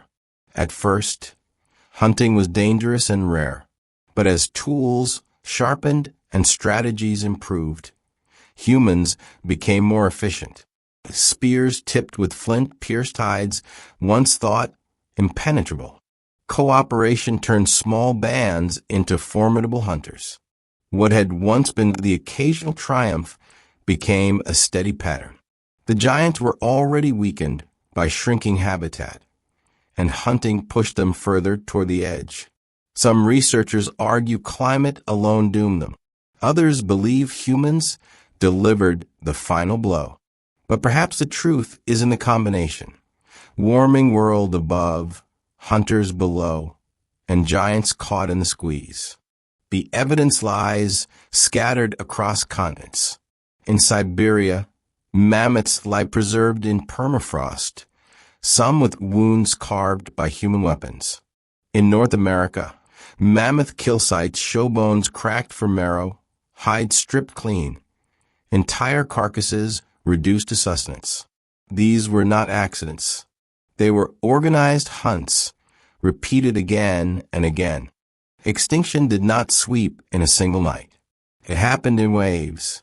In Australia, many great marsupial giants were gone long before northern glaciers began to melt. In the Americas, mammoths and saber-tooths held on longer, until warming and human expansion reached their ranges. In Europe and Asia, woolly rhinoceroses and cave lions dwindled gradually, their last refuges shrinking as forests replaced plains. Yet, in isolated corners, survivors lingered. On Wrangel Island in the Arctic, a small population of mammoths endured thousands of years after their mainland kin were gone. Cut off by rising seas, they shrank in size, becoming smaller, weaker echoes of their ancestors. Still, they walked the earth long enough that when the pyramids of Egypt were already standing, the last mammoths were still alive, quietly grazing at the edge of the world. But even they could not last forever. Isolation brought fragility, and eventually, the final mammoth fell, leaving silence where giants had stood. For the world, the loss was profound. With the giants gone, ecosystems shifted. Grasslands gave way more quickly to forests. Predators that had relied on large prey vanished or adapted to smaller targets. The landscapes that had once echoed with the thunder of herds became quieter, emptier. For humans, the change was both challenge and opportunity. The end of the giants forced adaptation. Smaller game, new strategies, new relationships with the land. It pushed us further toward farming, settlement, and eventually civilization.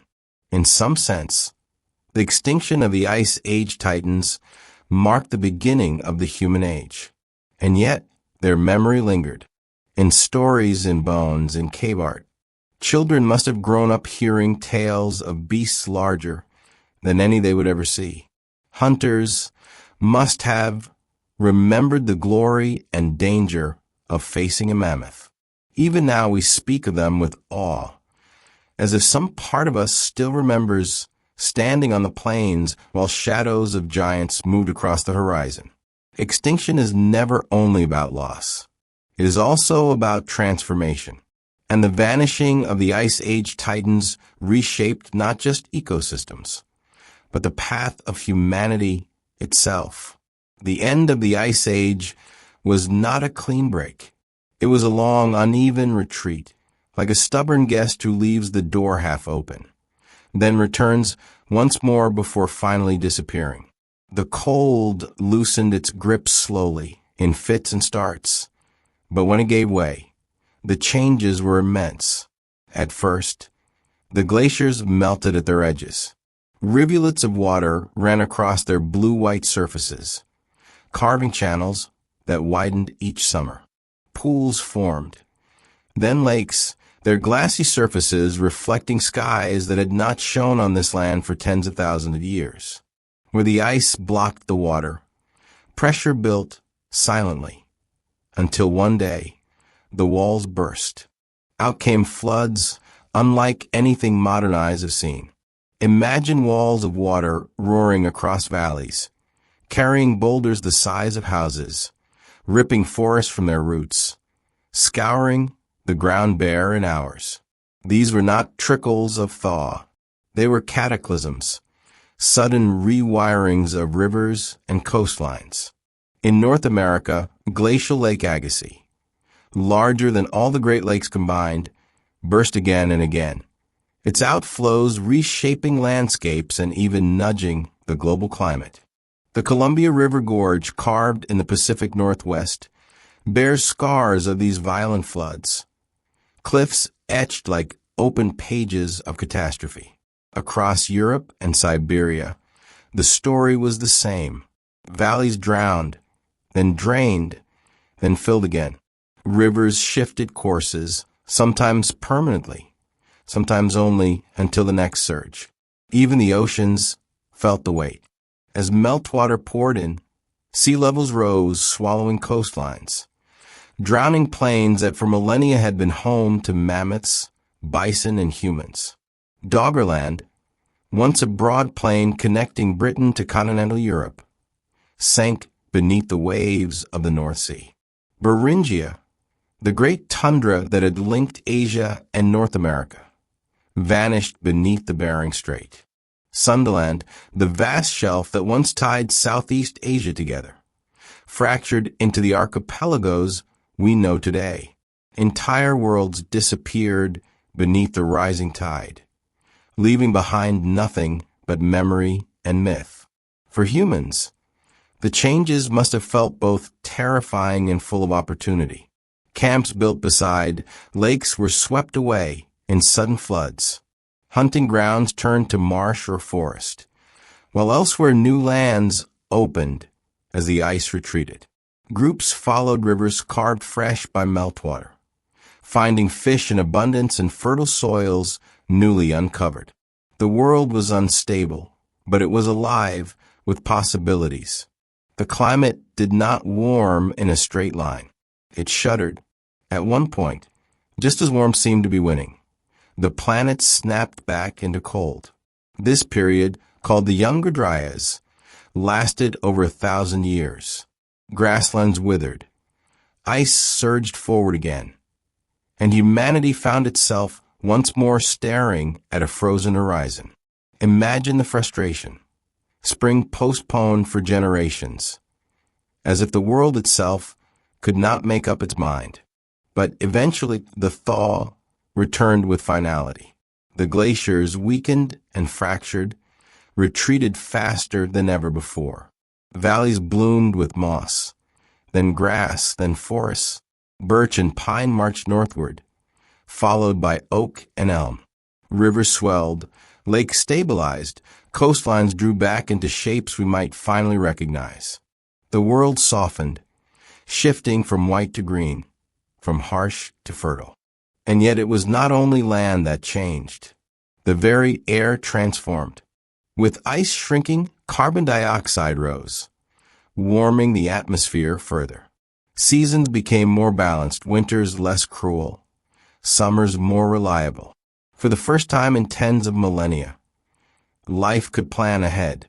Forests grew dense, animals diversified, and humans began to settle in places they had once only passed through. Still, the retreating ice carried reminders of its power. Erratic boulders lay scattered across plains, far from the mountains that had birthed them. Valleys shaped like U's whispered of the glaciers that had gouged them. The Great Lakes shimmered in North America, vast basins filled by meltwater, permanent reminders of an age when ice ruled. Even the soil beneath fields rich and fertile carried the dust of glaciers ground into powder by their passage. The Great Thaw was not gentle. It was dramatic, destructive, and relentless. But it was also the opening act of the world we now inhabit. The landscapes we know, our rivers, coasts, and fertile plains, were written in its floods and shaped in its melt. If the Ice Age was the sculptor, then the thaw was the unveiling. A new earth emerged, green and shifting, no longer ruled by giants of fur and tusk, but by smaller, more adaptable creatures, and by humans who were beginning to see that the land could be shaped, not just endured. When the glaciers finally loosened their grip, the world began to breathe again. Valleys once buried in ice opened to sunlight. The sharp, wind-carved plains softened under carpets of green. What had been a frozen theater of mammoths and saber-tooths was slowly replaced by forests that crept northward, one tree at a time. Birch came first, pale and hardy, sending roots into soils scoured raw by ice. Pine followed, needles whispering in the breeze where once there had been only snow. Then oaks, elms, and broadleaf trees spread across Europe, Asia, and North America, weaving dense canopies where open steppe had once stretched unbroken. Within a few thousand years, landscape that had been vast, wind-swept horizons turned into shadowed, woodlands alive with birdsong. The animals shifted as well. Deer flourished, their nimble bodies perfect for darting among trunks and thickets. Wild boar rooted in the underbrush, thriving on abundance. Wolves, once the patient stalkers of bison herds, learned stealth anew, weaving through forests as silent hunters of smaller prey. Bison themselves survived, but their great migrations thinned, their endless lines across the horizon broken by trees. For humans, the change was profound. The open plains that had sustained mammoth hunts no longer offered such bounty. The giants were gone or dwindling, and the herds that had once been their lifeline dispersed. But where the grasslands closed, new opportunities opened. Rivers carved by melting glaciers teemed with fish. Forests gave shelter, fuel, and new kinds of prey. And then came plants. For countless generations, humans had gathered seeds, fruits, and roots from the wild. But in this warmer, more stable climate, something shifted. Perhaps someone noticed that seeds dropped near camp sprouted again the next year. Perhaps someone began to scatter them intentionally, to return and harvest more easily, slowly, tentatively. Humans began to guide the land instead of only taking from it. The first experiments with cultivation were humble, patches of wild grain, small clusters of legumes. But they were the beginning of something revolutionary. For the first time, people could imagine staying in one place for longer than a season. They could store food not just from the hunt, but from the soil. The endless wandering of the Ice Age began to give way to the first whispers of settlement. The thaw did not erase hardship. Winters still came, rivers still flooded, predators still prowled. But the rhythm was gentler. Seasons grew more predictable. Spring stretched, summer lingered, autumn ripened, and even winter softened compared to the endless freezes of the past. The balance of the earth leaned at last toward abundance. In this new world, human culture blossomed. Stone tools became finer, blades longer, points sharper. The bow and arrow emerged, transforming hunting by giving distance and accuracy.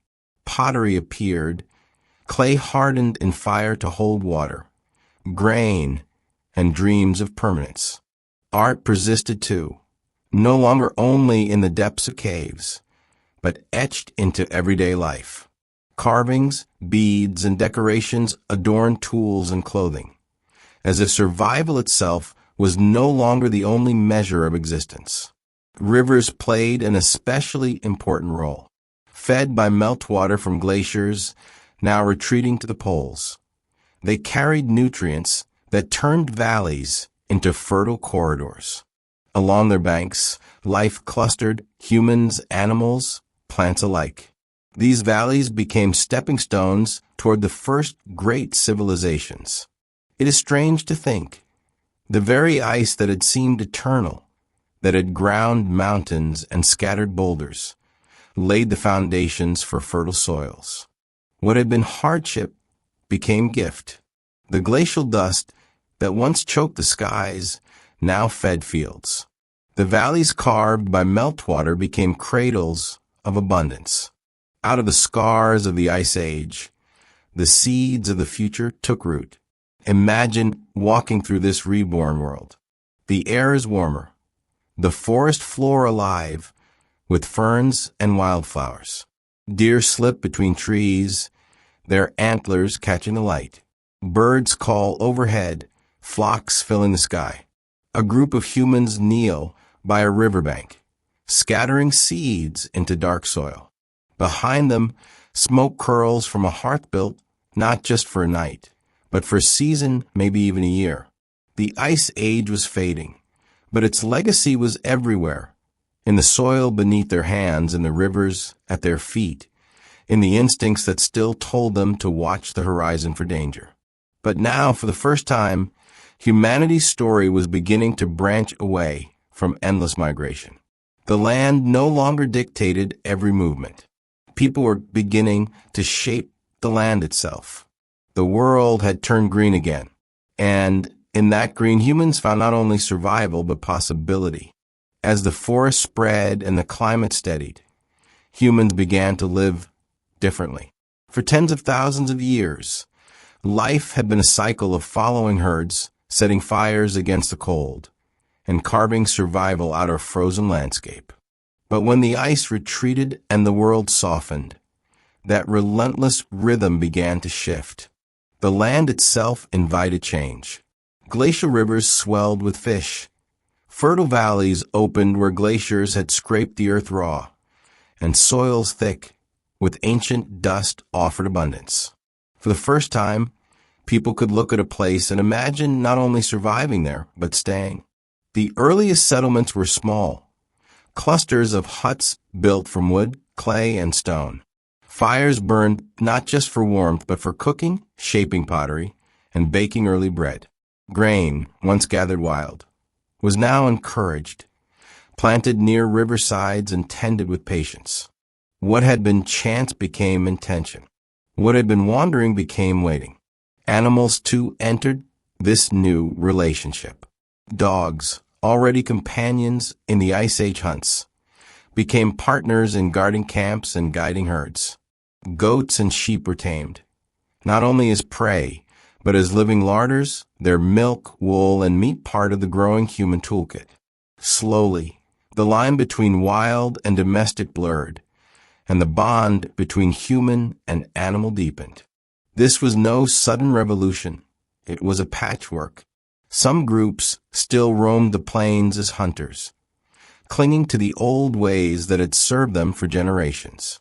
Others experimented with fields and flocks, learning through trial and error that patience with seeds could yield harvests. And many lived in between, moving with the seasons but returning to familiar rivers or meadows, half settled, half wandering. What drove this shift was not only survival, it was memory. The Ice Age had forged humans into creatures of cooperation and foresight.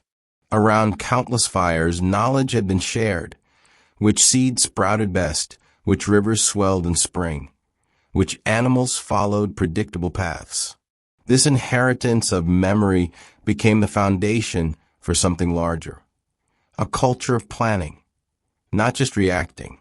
As settlements grew, so too did imagination. Pottery was decorated with patterns. Walls bore marks of hands and symbols. Burials became richer with beads, tools, and carved figures placed alongside the dead. These acts spoke of something new. Humans no longer saw themselves only as survivors in a vast, cold world. They saw themselves as part of a story, one that could be remembered, honored, and passed on. The land, too, was changing in ways that encouraged permanence. The younger dryas, the last cold gasp of the Ice Age, faded, and with it, the unpredictability that had haunted generations. Winter softened, summer stretched, and harvest became more reliable. With stability came confidence. Confidence to invest in one place, to build larger, stronger shelters, to return year after year. Rivers guided much of this transformation. Along the Euphrates, Nile, Indus, and Yellow rivers, fertile floodplains became magnets for human groups. These valleys, carved by glaciers and enriched with their silt, became cradles of farming. The same forces that had once buried land under miles of ice had, through their retreat, prepared the richest soils on earth. And so humanity began to cluster. Villages became towns. Towns became early cities. At first, they were fragile, vulnerable to floods, droughts, or raids. But they represented something unprecedented. The idea that people could shape the land to suit themselves, not only bend to its will. Yet the Ice Age never truly disappeared from memory. It lingered in stories of floods and giants, in myths of a cold world that shaped ancestors. It lived in cautionary tales of survival and reverence for fire, in the instinct to cooperate when danger loomed. Even as the first farmers tilled fields, the echoes of mammoth hunts and nights spent under endless snow lay behind every decision. Imagine standing in one of those early villages. Smoke rises from hearths. Dogs bark at the edge of camp. Children chase each other through fields of barley, while elders tell stories of a world when the horizon was filled not with trees, but with herds. At night, the stars shine as they did for Ice Age hunters, but the air is warmer, the ground greener, the world more forgiving. This was the pivot. The giants were gone, the glaciers had retreated, but the resilience honed in that frozen age remained. It became the bedrock for everything to come. Farming, settlement, society. All of it grew from lessons learned when the cold demanded cooperation, creativity, and endurance. The Ice Age had ended, but its shadow shaped the first steps of civilization. The Ice Age may have ended thousands of years ago, but it never truly left. Its fingerprints are etched into the very bones of our planet. Every valley carved by ice, every boulder stranded far from its birthplace, every ribbon of fertile soil, all are whispers of a world once wrapped in frost. Walk through North America or Northern Europe, and the signs are unmistakable. U-shaped valleys, broad and flat-bottomed, tell the story of glaciers that once pressed down like rivers of stone. Solitary boulders, glacial erratics, sit where they should not, carried hundreds of miles within walls of ice and dropped unceremoniously as the glaciers melted. The Great Lakes shimmer like jewels across a scarred landscape. Vast basins gouged out by the retreating Laurentide ice sheet. To sail upon them is to float in a memory of ice. The soils that feed much of modern agriculture were also gifts of that frozen age. Winds that once swept fine dust across barren plains left behind loess, thick blankets of mineral-rich soil. Today, those deposits stretch across China, Europe, and the American Midwest, forming some of the most fertile farmland on Earth. Every harvest of wheat or corn is, in a sense, a quiet legacy of the glaciers. The air carries its record too. Deep beneath Greenland and Antarctica, ice cores preserve bubbles of ancient atmosphere, tiny time capsules of Ice Age winds. Each layer records a season, a storm, a shift in climate. When scientists drill down and draw those cores into the light, they read the breath of the planet itself. Colder air, lower carbon dioxide, sudden pulses of volcanic ash. In these frozen archives, the story of the Ice Age is still written in perfect detail. Even life bears the marks.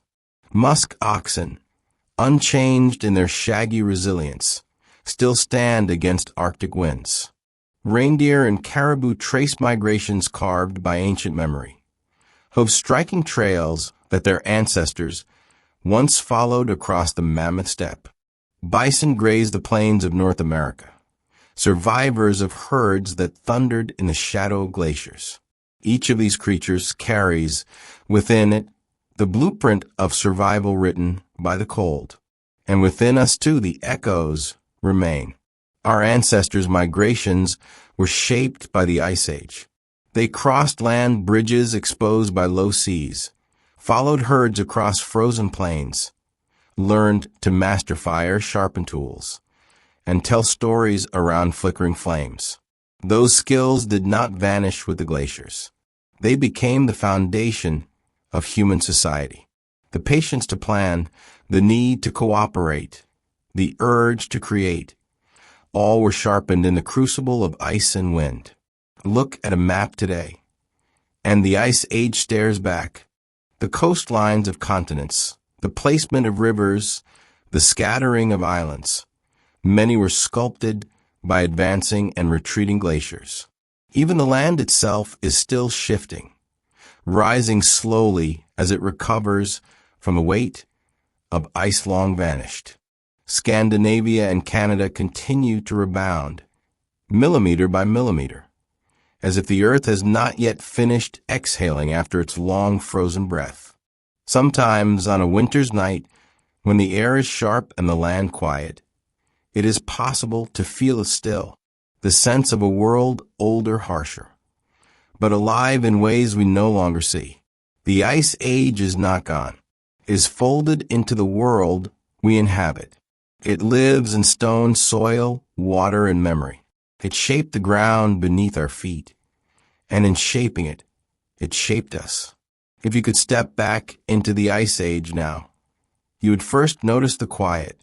The wind would still move, snow would still fall, but beneath it all there would be a stillness, deep and heavy, as if time itself stretched wider. The horizon would open into endless plains, herds of mammoths moving slowly, their breath clouding in pale air.